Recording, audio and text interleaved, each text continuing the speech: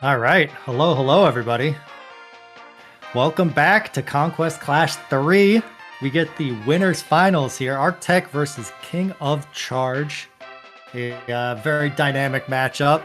Man, I am so excited to see these two go head to head. Thing I love about this format is we get to see obviously some great players, but really see them force themselves to kind of do some team building that they're not used to, with the format of three different teams and no shared beasties between those teams. So I am super excited to see it. And I think we're going to basically review the teams here and kind of go over what we're going to expect to see from them and go from there. And of course, I'm joined here by the wonderful Hallow.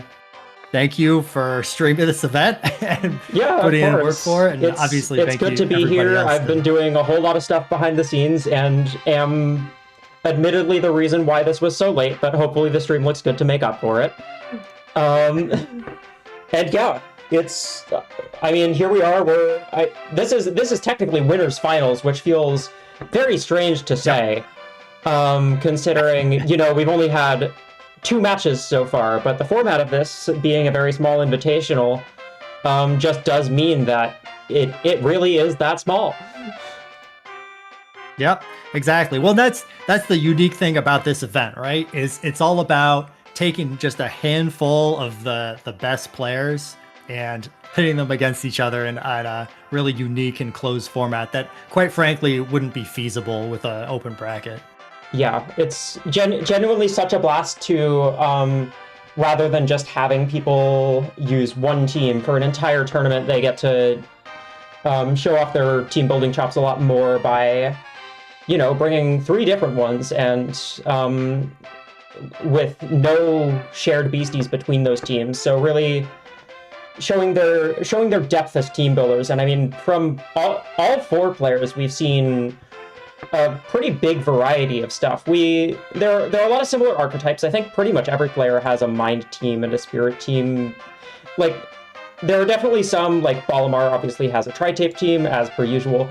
But just like so many different teams going on here. Obviously, there is a metagame, so they are leaning into that, but we get to see each of their unique styles so much. Yeah, definitely.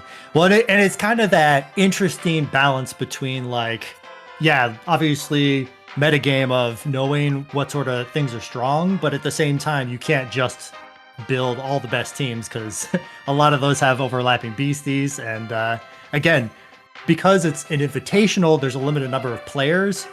You know who you're going to be facing, so you can kind of, plan a little bit more against your specific opponents. So there's a little bit more of that planning and mind games. Absolutely. And at the end of the day, you get to see obviously some signature teams, but then whatever their twists on some other team ideas is, and it's just a great mix.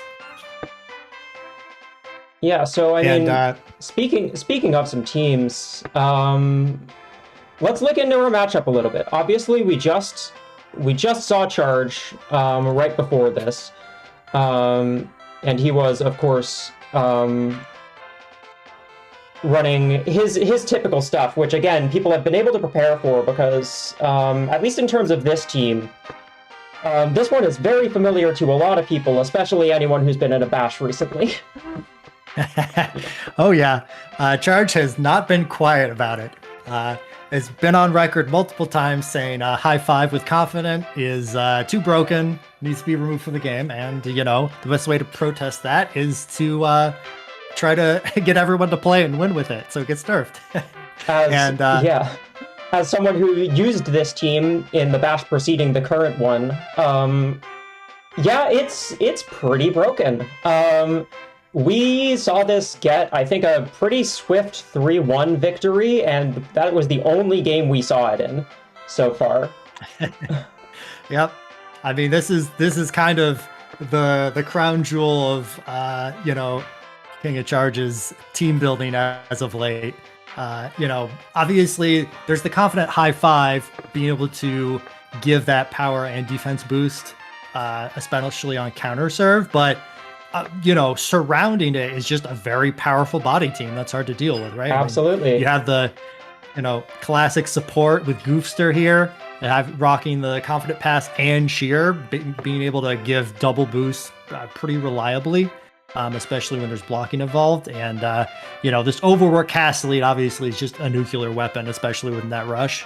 And then some two more solid options in the Riplash, running Steadfast with Cyclone for a little bit of mitigation, and then obviously this Bro Sliding with Miracle Play and Confident Pass, but then also running Hyper Spike. Just a really interesting kind of mix between a supporter, but then can also do big damage with the Hyper Spike once it's charged. Yeah, I was going to say exactly that. It's a beastie that, on this team, it's definitely relegated to a support role some of the time, but the thing is, once that Hyper Spike is up and ready, you always have to be ready for it, and it becomes a very big threat, especially if it gets a couple boosts from the Goofster or from Trait Dancing Confident with the Supalero, like we saw in the match against Bolimar just now.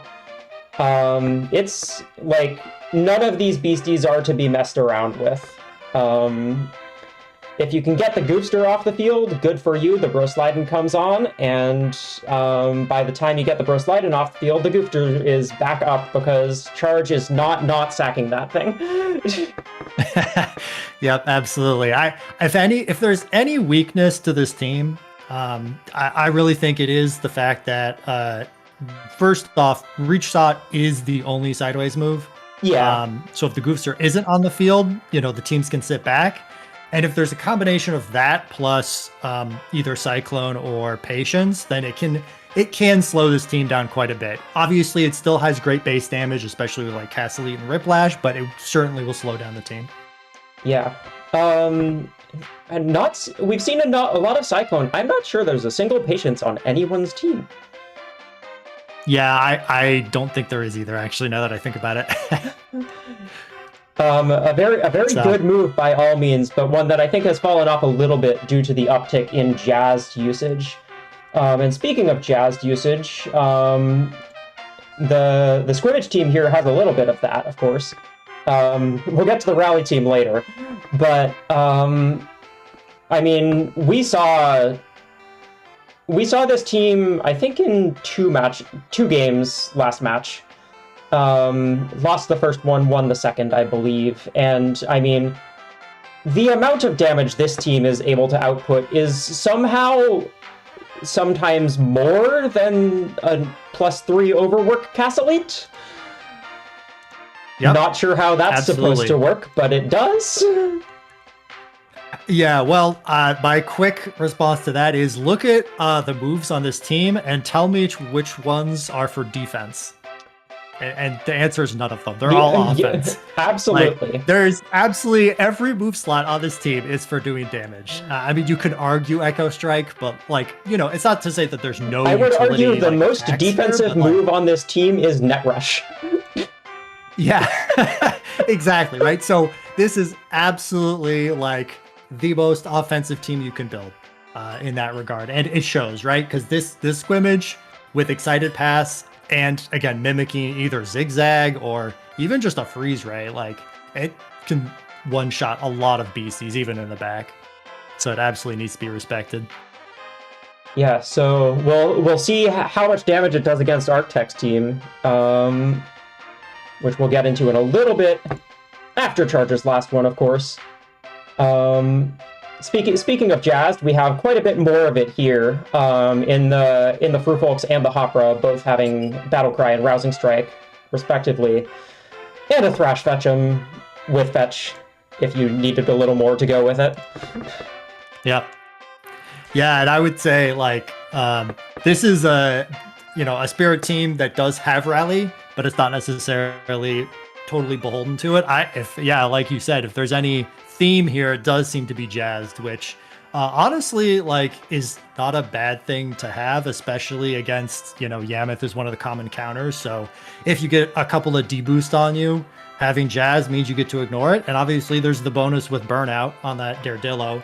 Again, don't care if you get a deboost after using burnout once, just get jazzed and then you're good to go again. So There's a lot of good options for offense. I mean, pretty much everything except for Fruit Folks here could do good damage. And, even the Fruit Folks is, contributing with that careful shot, especially under a rally, it's still going to do okay damage. So, yeah, I mean, rally giving 20 flat damage means that careful shot is doing like 30 to 40, which, if you've taken 65 from a back row hit earlier in the point, you're not going to be able to take anymore. So it's definitely nothing to mess around with, especially when, this team has 2 daring passes, which are going to be being clicked fairly frequently. And even without the daring passes, Burnout, Thrash are going to be doing just, frankly, absurd amounts of damage. Yep, absolutely. So I think the only other thing about this team is this Heliath is an interesting set that I haven't necessarily seen before, where it has Raw Fury as its attack. So not the highest damage potential, but it seems like it's more so there for a little bit of utility. And obviously with Avenger and under Rally, it can still do, good damage, but maybe not as offensive leaning as we see with some other Heliaths, especially. Not going to be doing as much as, say, a comeback or a turnabout. But still, I mean, the fact that you can't prevent it with defense boosts. You can't shield it, and that's, I believe, going to spell a little bit of trouble for some of Arctech's teams. Specifically, the third one relies fairly heavily on shield. But diving into those again, because it has been a couple hours since we've seen them. The first one here is, I mean, this Voltoxin Armantis duo is kind of a doozy. Pierce is a move that's really only come into the meta recently. I feel like it was incredibly underexplored for a long time. But I don't know who pioneered this, actually. Are you aware of who started it? I have definitely seen another player use it to great success over the last few weeks. I don't recall that player's name. Yeah. But definitely, I think what really made Pierce break out was, it always had great damage potential with Feint, but the problem was, just tag out, right? It's a free way of removing deboost is just, switching out to something else. So really pairing it with Stare Down, and especially with Armantis Fortress, I think is really where it became actually a super strong option, is when you combine it with Stare Down moving you up on a beastie who wants to be at the net anyways, and also makes it so you can pierce without volleying, means all of a sudden, what are your options? You either, if they're on the receiving end, they're going to use Stare Down. If you attack into Armantis, they get to double feint whoever got stared down and is now stuck on the field. Or you attack into Voltoxin and then it's tactical pass feint instead. So either way, you're going to be in for a lot of hurt. Yeah, another strategy, parallel to charges, of just dealing absolutely absurd amounts of damage, but with a little more focus on debuffing the opposing team. Of course, also weak to patience, which I am being reminded was in fact on Bolimar's Yamith, but other than that, we haven't seen much of it. So this is one where Cyclone can't really save you because it's your own beastie that has the stat changes. And I mean, especially if that Platian is spamming Frazzle and getting a whole bunch of charge boosts, you're gonna run into a lot of trouble. Yeah, absolutely. Yeah, and I mean, if we look at the rest of the team, obviously we have that strong counter serve, but I mean, even as a serve, actually, Stinger is usually enough to slow down the opponent, to the point where you can, in most cases, be able to use Stare Down on your first defense. So it makes it so you can even do it when you're on the serving end. But the rest of the team, is kind of a nice mix of just, solid mind offense. Obviously, you mentioned the Platian there, getting charged every turn, so it can be using tactical pass on its ally, but eventually, if you leave it on there too long, it's going to kind of run away with the game. And then this Illigus, I think, is actually a really interesting set also, because we see the Trapper, and that's being combined with Sweep. Sweep, being an attack that gets powered up whenever there's a field effect, and then, removes the field effect. So basically always able to have the sweep doing maximum damage, but also sweep is a great anti-rally tool. Sure is. So it's a nice way of this team dealing with it without, something like Demolish or Clearfield. Yeah, going to be very nice against Charge's Spirit team in particular, which is going to have a pretty easy time setting up rally, I think, with that Goliath. But, I mean, this Iligus, we saw it doing ridiculous amounts of damage in the match against Ket earlier tonight. And we'll see if it continues to do that with 2 tactical passers next to it, as well as 2 splinters and a feint.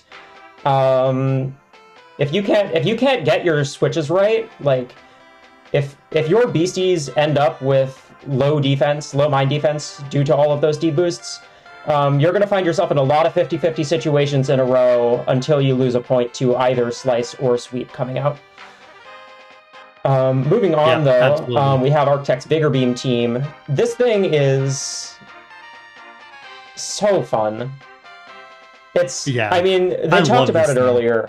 Having 2 Vigor Beams on a team without a different attack on either of those beasties is such a gutsy play, because if they do happen to get low, they're going to, have a lot of trouble dealing any sort of damage, especially when you consider that 2 of the beasties in the back are a Flight Frufolks, which is never going to be doing much damage because it can't boost itself. And a Rousing Strike Hopra, which is solid damage, but not going to be knocking anything out in one shot. But I mean, with the 2 Rumpus and Drum users, these things stay very healthy a lot of the time. Yeah, absolutely. And so this is my favorite team out of all the teams that, when I quickly look through them.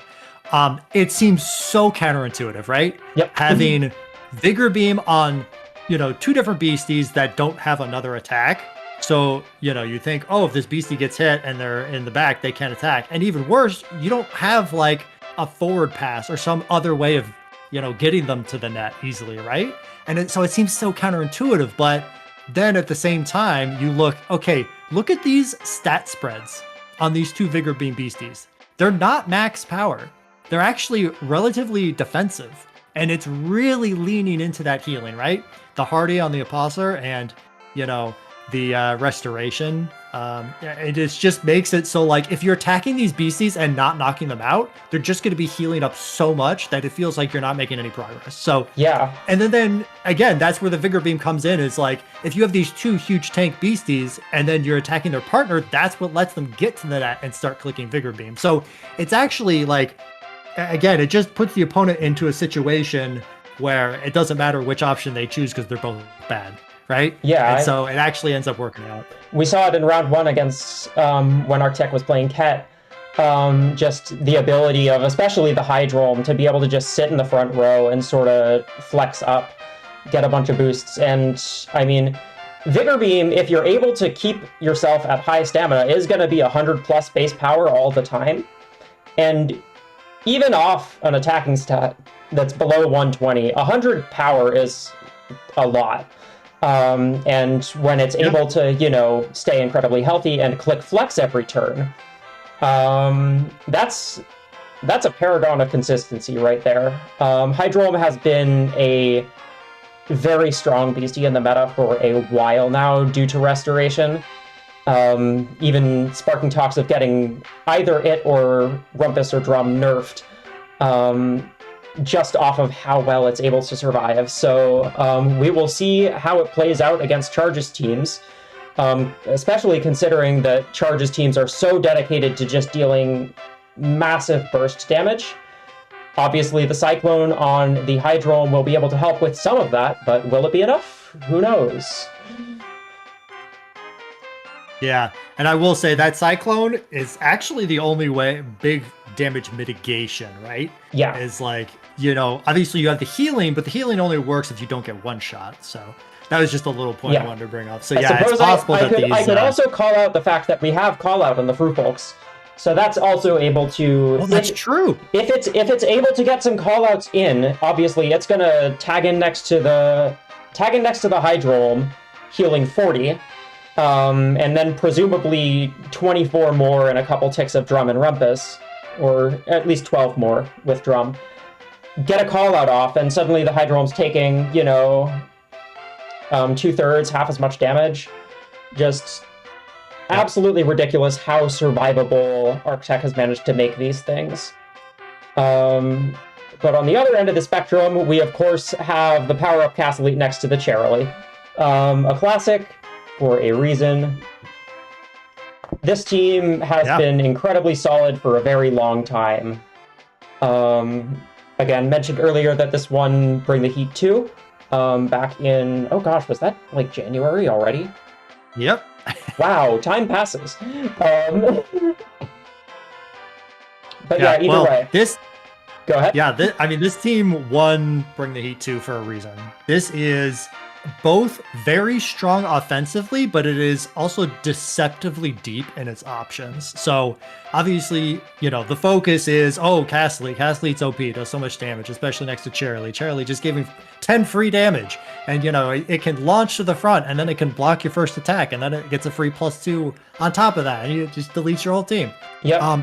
But then if you look at the rest of the team, it still leans into this body offense while trying to cover some of the other bases, right? So obviously, I think True Strike is like the big key move that you really want on body offense teams. And this Deluja is a great user of it because it both has reasonable body power, has that coveted True Strike attack, but also can have an even higher power other option in the Hyper Spike that can charge up, and then covers some other, problematic items in, ignoring field effects, and then also having that Cyclone, which Cyclone, again, it's going to be really nice to have against some of the Chargers teams. Absolutely. And I mean, especially with the amount of body defense on this team, while I'm not sure it's always going to be able to tank the highest power of +3 Cast Elite thumps, This'll hold its own very well against Charge's competent high five team, although might struggle a little bit more against the Mind team because the defenses there are not quite as high, and Cyclone does not stop Zigzag from being boosted. But either way, we've been yapping a while, and I mean there are some games to get to, and we can actually see how this all plays out. Oh yeah, let's do it.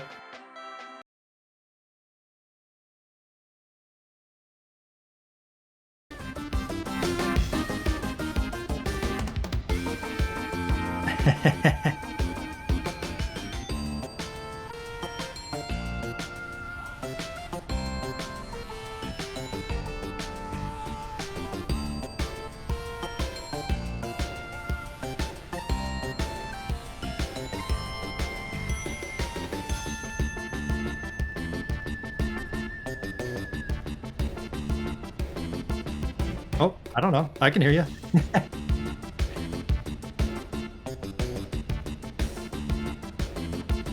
Uh-oh. Yo. Okay, there we go. I was just talking a lot and forgot that I hadn't put my microphone in this scene because I wasn't expecting to commentate tonight. But here we are. We have a match to get to. Whoever wins this one gets to go to the grand finals tomorrow on winner's side, which means they will only have to win one match tomorrow in order to take the entirety of Conquest Clash 3 home. Whereas whoever comes from loser's side will need to win at least 2 sets tomorrow, depending on how many people they have to get through. Yeah, so it's a high-stakes match. Definitely going to be favored to win the tournament, whoever wins this one here in winners finals. And we get to see it is going to be the Vigor Beam team. Love to see it, but it is against the nuclear option from this Squimmage team on the other side. So yeah, I was kind of thinking again when we were talking, it might be the one issue with this healing team is if they just get one shot, doesn't matter. Yep. And I mean, the Mind defense is not the highest ever. The highest on this team is the 105 in Hydrome. Obviously, it's a very Mind tanky beastie, but it's not invested at all in that stat at the moment. Plenty of investment on the other things, but The strongest of zigzags Yep. will do a whole lot of damage, and we're about to see how much here with the excited pass into tactical pass coming out.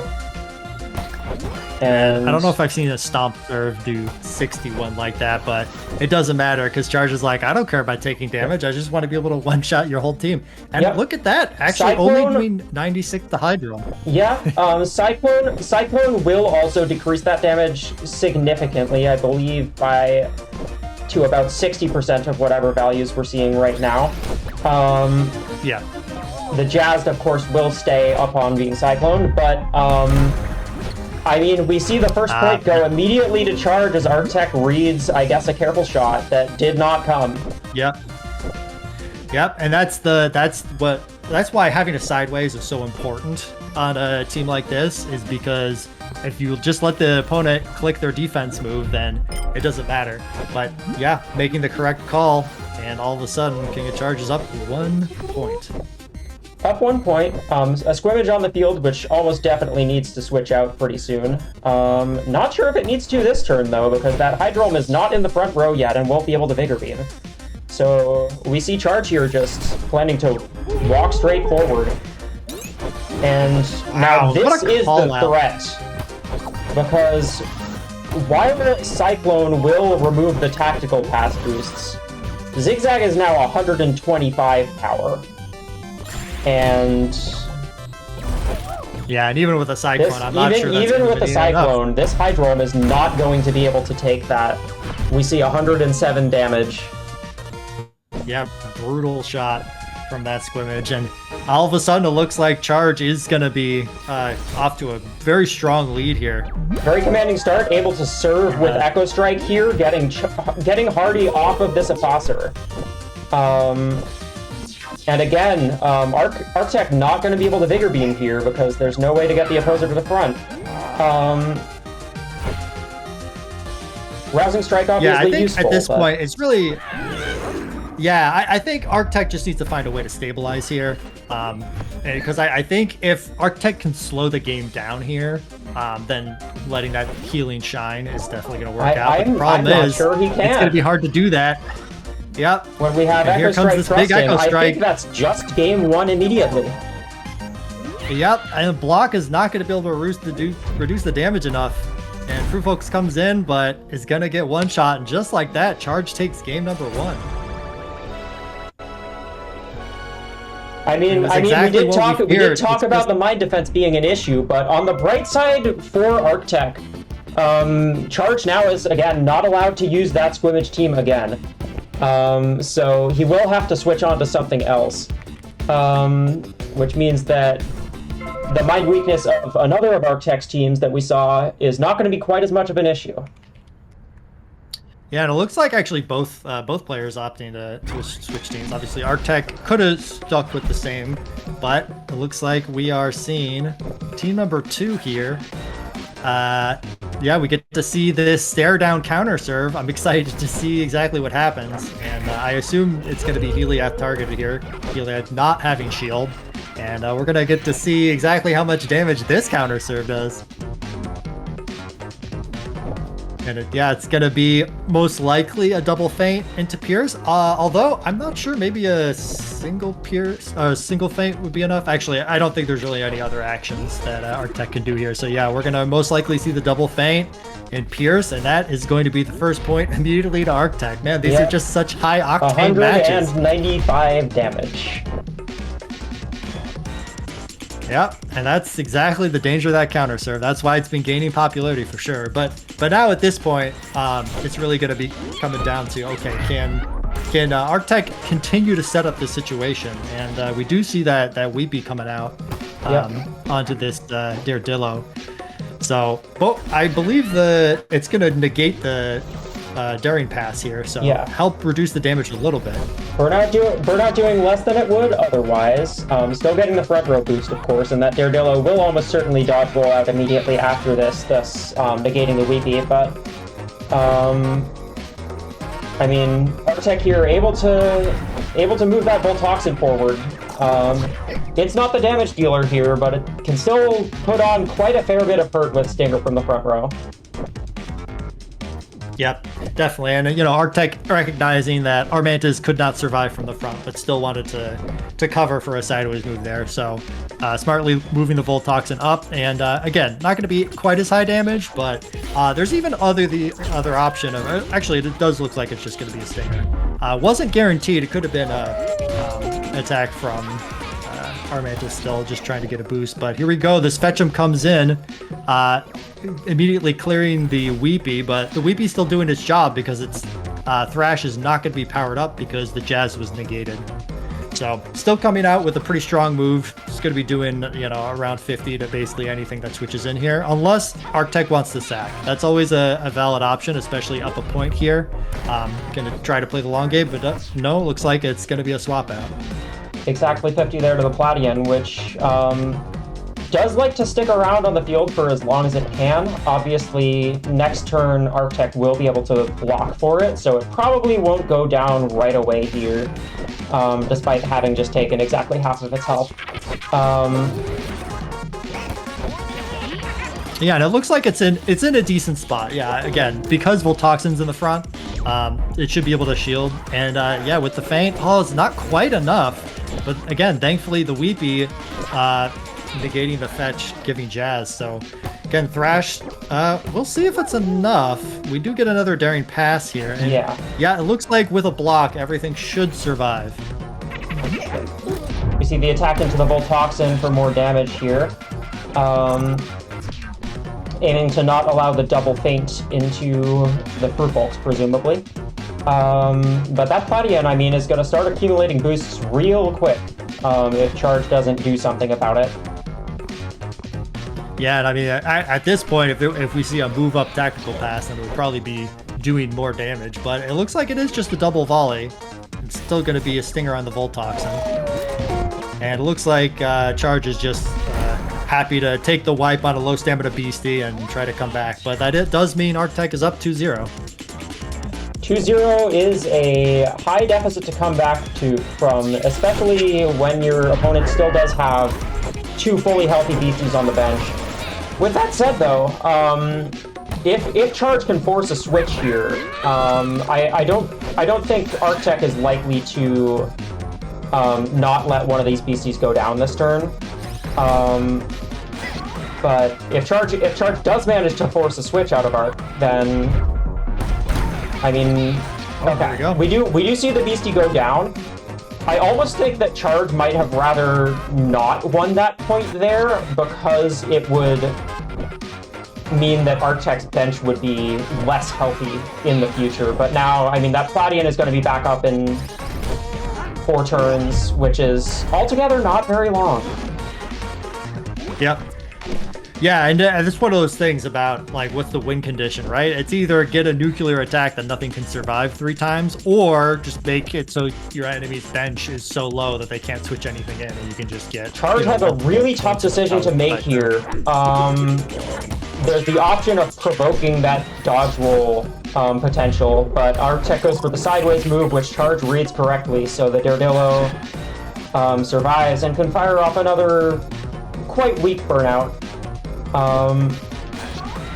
If it so pleases. Yeah, I mean, that was definitely a good call out. I mean, it was kind of a 50-50 there because Charge had to either decide, oh, do I cover the net move or do I switch out Daredillo? But makes the correct call here, so it gets to stay in the game.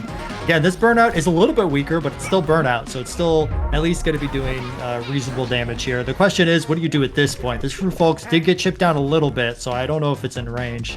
But more notably, we have a Crawler with Hunter pressure in the front lane.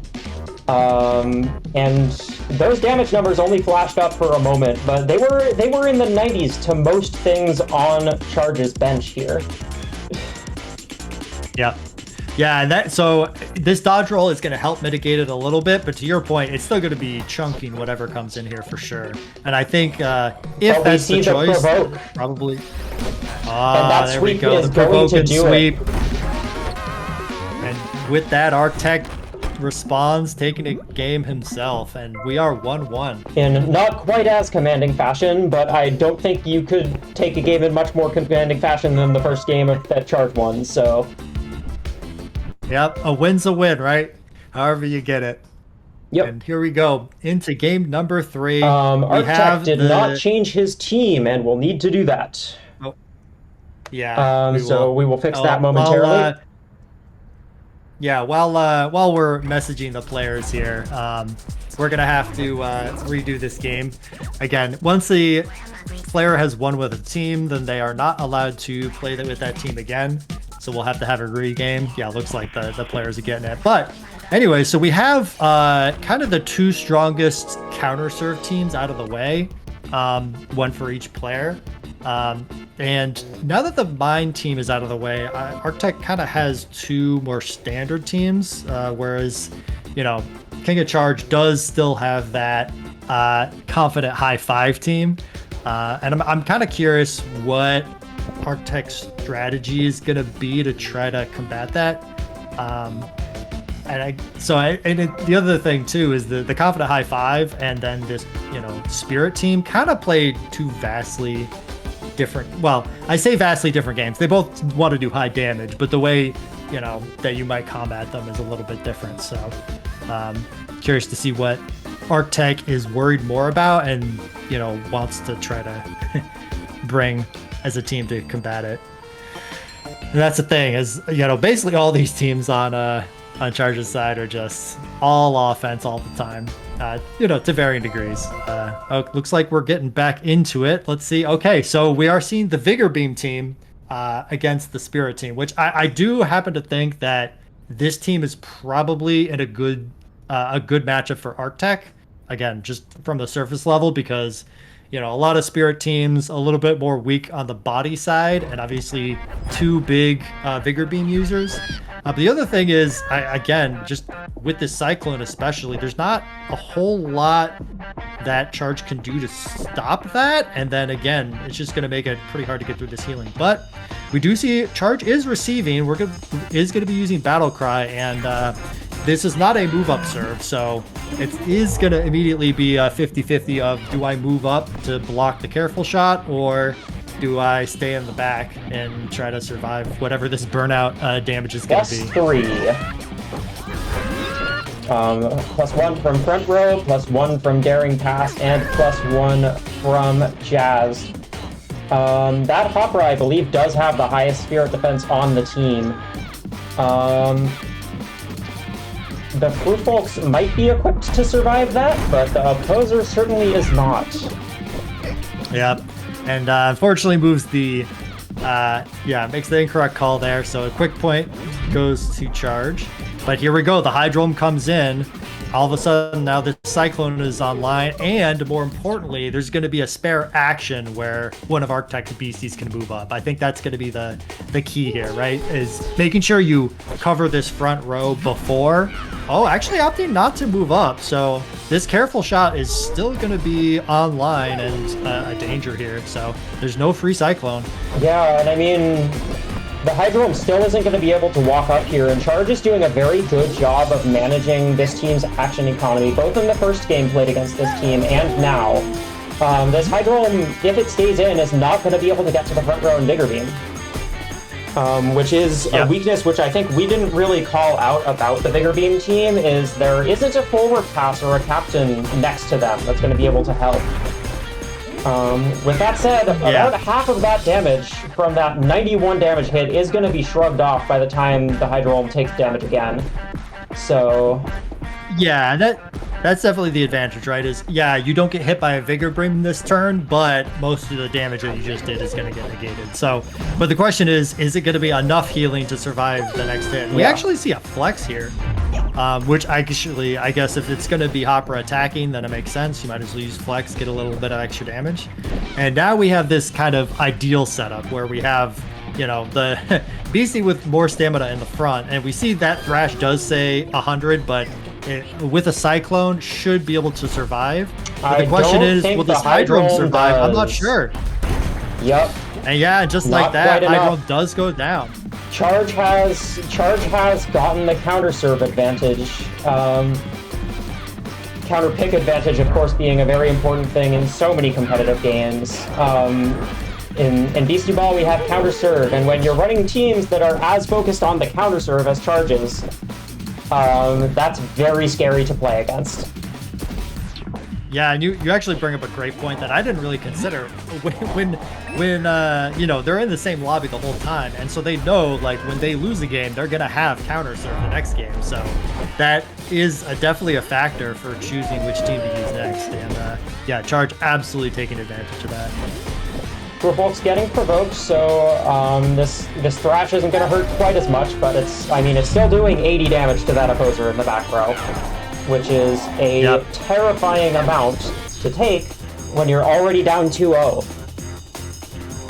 Yeah, absolutely. And I'm trying to think of ways that Arctech can make it back into this game, and I you know, it's looking tough, right? I think again, having to stabilize and really take advantage of this healing would be ideal, but I don't know if there's time to do that. And Daredillo coming back in again, gonna have daring pass burnout for another massive amount of damage. And again, you can switch back and Hydro him, but I don't know how much longer you can last. And the trade isn't going to be enough. Come in, but it's not enough.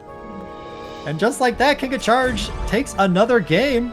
He's on match point at this point. And yeah, we're down to the last team, the signature team, I would even say, for Charge. And Arctech knows exactly what's coming now, but Arctech has to win with both teams at this point. Yep, and it's gonna be a hard hill to climb, especially in the next game when Charge will be on counter serve, guaranteed. Yeah, and I think Arctech knows that and is saying, okay, I actually think my Vigor Beam team is going to have a harder time if it's forced to serve again, so let me just play it again. And then hopefully if I get this win, then again, we're going to see the Cast Elite team that has a lot better body defense be on the serve, and then probably the best chance Arctech has to defeat this Supalero team. Arctech had quite a few options on counter serve there, and he took one that I wasn't even expecting. I was expecting either the Cyclone there into the Supalero to get its boosts off the field, would obviously put the Cast Elite in play, but would prevent a high five, or walking forward with the Hydrome and setting up Drum. But Arc actually decides to walk up with the Masquerie, which, I mean, Masquerie, once it starts getting some stomp boosts, is incredibly threatening. With that said, though, the Cast Elite comes in, and since Stomp gets angry, it's not going to be able to block this incoming +3 thump. Yep, but you see that high base body defense of this Masquerie should be enough with a Cyclone here. With a Cyclone, though, almost certainly, because all 3 of those boosts are going to go away as soon as the Cyclone is clicked. Yep, and this is the one downside versus, you know, having Jazz as a boost, because Jazz does not go away with Cyclone, but if you're just front row boost and then, you know, just power boost do go away. Still doing a respectable 64, though. Yeah, this Masquerie, though, is kind of in a rough spot already. It's not going to be able to walk to the back row, this offense. So it can either click Stomp to probably not as much damage as Arctech would like, or he can set up for the double block, which might be pretty good, but I don't think it will be enough to survive, especially considering the Supalero is right back in and high-fiving out into the Cast Elite again. And Cast Elite's high body defense might let it survive with that boost from the high five. Yep, yeah, and it looks like it will. Yeah, but I think Arctech is actually making a gambit here because this is overworked Cast Elite. So the Cast Elite is going to get a point, but then it's going to have to free ball. So Arctech basically saying, okay, you can have this point, but then I'm going to be in a prime position to come back strong the next point. There's that option. There's also the option, which he doesn't go for, of cycloning the Cast Elite out. I think overwork would still drain it, actually, to be fair. So no, this was the correct one. If it was power-up, cycloning would be a great play. But yeah, as you mentioned, the free ball serve here, but Cast Elite going down this early in the match does mean it will probably be back up by the end of the match, especially against a team as slower paced as Arctech's Vigor Beam team here is. Yeah, it's a definite possibility. We're just gonna have to see how it plays out. I mean, it is still 0 points for Arctech, so yeah, Charge definitely has plenty of time to wait out this drain. Arctech going for the double cheer here. Putting a whole lot of boosts onto that Hydrolm. If it does manage to get a Vigor Beam off, it's going to be doing a lot of damage. But with that said, I mean, this Whiplash can now fire off a giant attack of its own, and it's probably going to go the Hydrolm's way, and again, prevent it from clicking Vigor Beam, if I had to guess. Yeah, and again, this is an extra tough spot because you can't even click Cyclone because this is a steadfast Whiplash. But you still have to worry about the sideways, so you either do nothing, which seems really counterintuitive, or you try to move something up. So we're just gonna have to see. This is just another tricky situation. Charge thinking about reach-shotting, goes for the confident pass in the end. Artec does nothing on defense, which is an interesting play considering the threat of an absolutely massive launch or a reach shot. Yeah, but I think it ended up being the correct call, trying to minimize the damage. Again, if it's going to be a drum setup here, again, it's going to basically heal all the other damage. option, But cycloning in the Bro Slide-In is maybe not exactly what you want to do. We see the Hydrolm, though, cycloned out in turn and losing its cheer boosts. And this Whiplash is in good position with a boost already. And there's no Cyclone on the field for Artec anymore. yeah, I didn't see the numbers. Block is going to be close. Oh no, it should be able to survive. No problem with block. So that said, I don't think there's a strong attack on this Hopra, so I'm curious to see what the option's going to be here. I guess there's always the call out. There's always the double call out. It is a volley. Oh, we see the Cyclone coming out from Charge, though.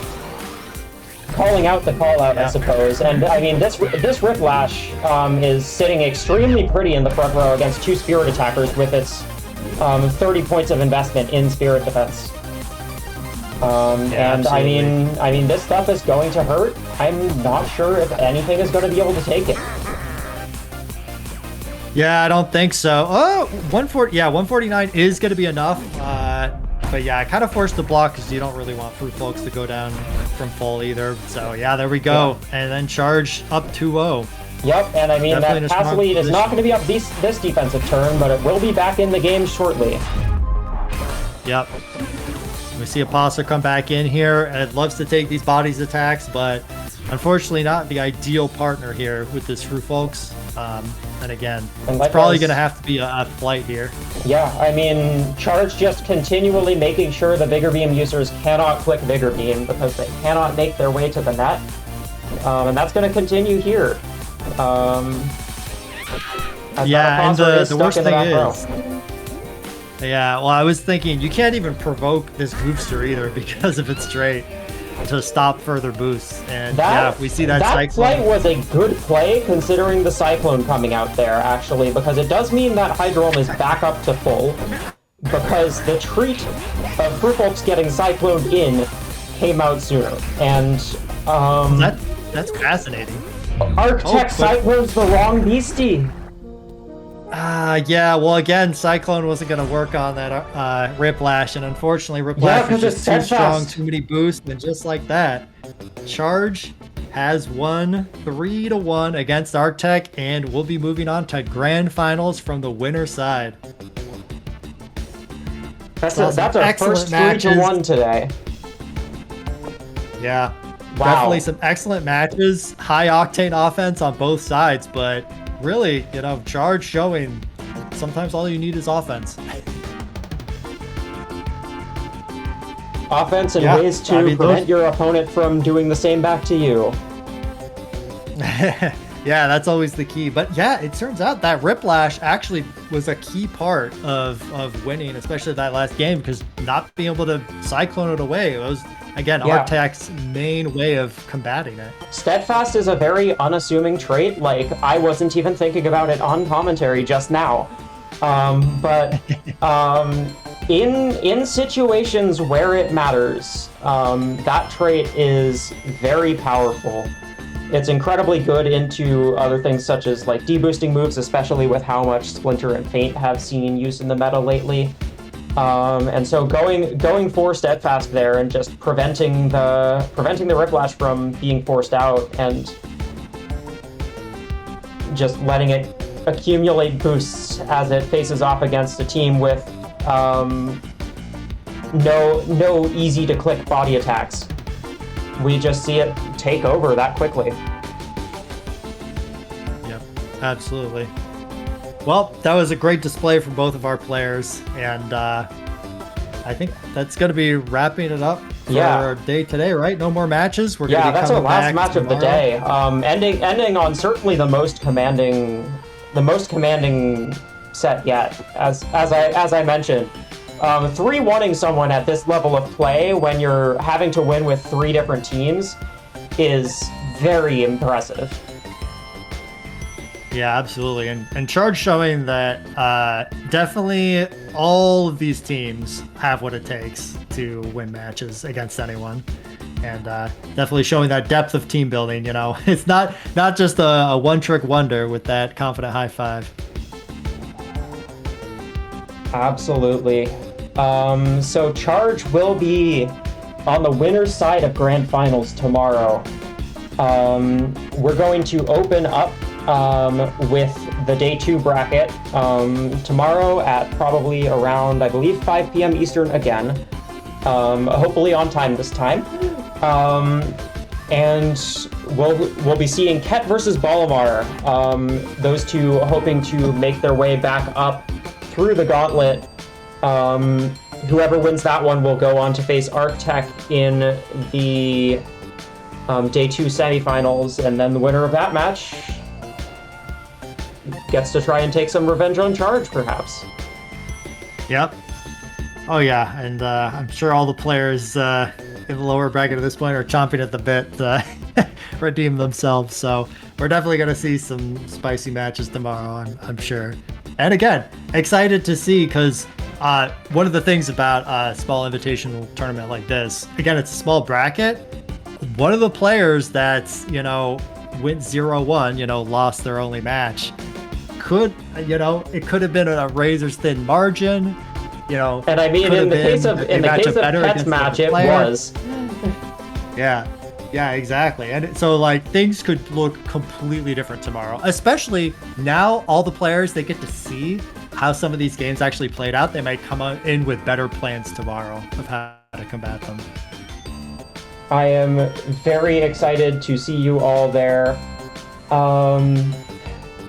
Dang, I feel like I haven't been talking that long. I guess it was a 3-1, which does it. But yeah, I mean, lovely commentating with you. To everyone Likewise. who's watching, thank you all for being here. And yeah, we'll see you tomorrow. See you tomorrow.